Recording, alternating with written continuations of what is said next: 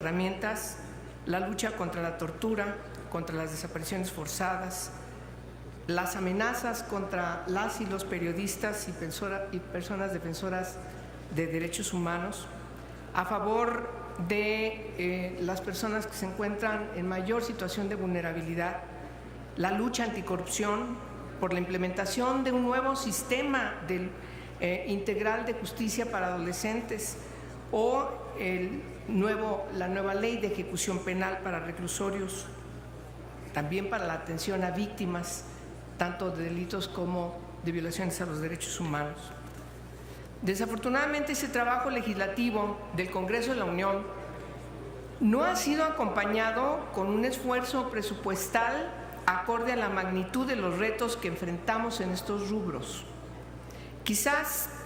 usted no esté acostumbrado a que le pregunten este tipo de temas, pero eso no es más que un reflejo de la tradicional e histórica ausencia de perspectiva de derechos humanos en el diseño del gasto público en nuestro país. Pero estoy dispuesta a que nos sorprenda.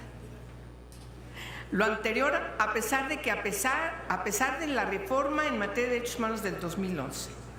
el respeto y la vigencia de los derechos humanos se convirtieron en los objetivos centrales de desarrollo humano,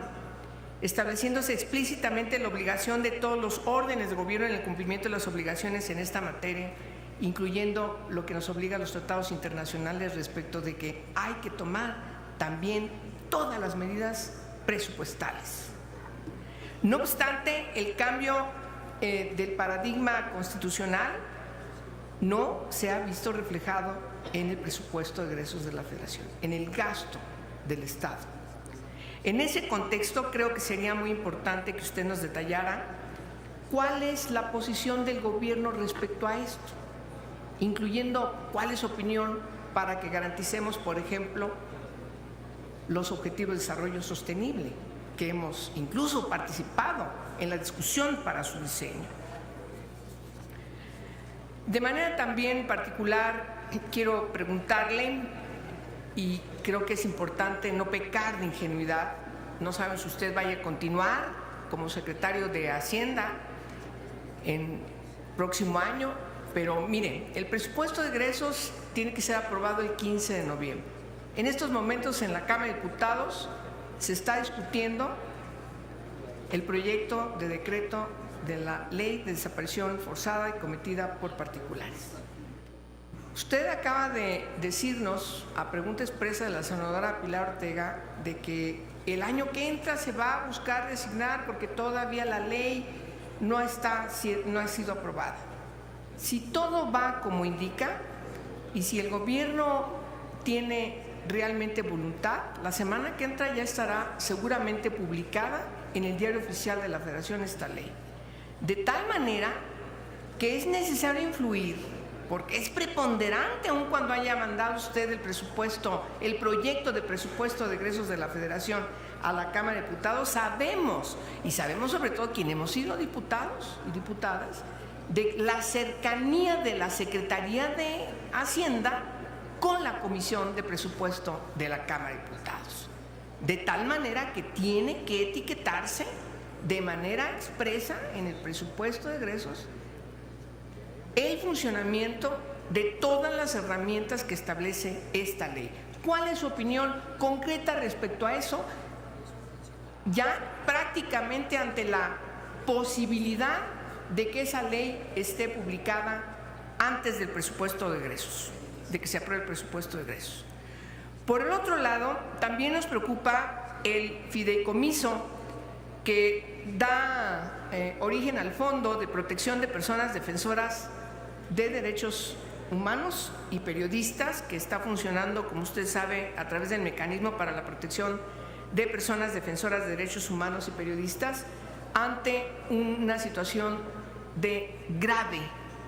posibilidad de que puedan atender todas las necesidades que tiene para garantizar las medidas preventivas, las medidas de protección y las urgentes que garanticen la vida, la integridad, libertad y seguridad de las personas que se encuentran en situación de riesgo como consecuencia de la defensa y promoción de los derechos humanos y también la libertad de expresión. No quiero recordarle, pero usted sabe muy bien las peripecias para lograr desde el 2012 que esté funcionando bien este mecanismo. No tiene los recursos suficientes y sobre todo los últimos meses de este año en donde no había presupuesto. Y vemos con preocupación que eso no está reflejado en el presupuesto de egresos que hoy tiene la Cámara de Diputados. Es importante tomar medidas también para que funcione la Ley Nacional de Ejecución Penal. Si bien los estados del país, los estados de la República tienen responsabilidades, los transitorios de la ley están obligándonos a tomar todas las medidas necesarias para transformar los centros de privación de libertad a nivel federal y también de las entidades federativas. En fin, me parece que es necesario también, y por obviedad del tiempo, simplemente recuerdo otras leyes importantes que hemos aprobado, la propia Ley Nacional de Justicia Penal para Adolescentes, que no tiene presupuesto suficiente, o el caso de la Ley de Protección de los Derechos de Niñas, Niños y Adolescentes, que permanentemente en el Congreso, aquí en el Senado, hemos estado aprobando puntos de acuerdo, pidiéndole a la Secretaría de Hacienda reasigne presupuestos para poner en práctica el cumplimiento de los transitorios de esta ley. Ante la imposibilidad de que la niñez que necesita mayor protección hoy se encuentra en una situación de mayor vulnerabilidad. Niños en situación de migración, niñas, niños en centros de atención, etcétera, etcétera. Termino diciendo, señor secretario, que sí hay una preocupación por parte de nosotros respecto de cómo se sigue etiquetando, cómo se sigue trabajando el presupuesto de egresos. Y en ese sentido me voy a permitir, seguramente lo conoce, pero si no lo conoce sería bueno, le voy a entregar el estudio que publicó la Comisión Nacional de los Derechos Humanos y la Universidad Nacional Autónoma de México respecto de la importancia de una agenda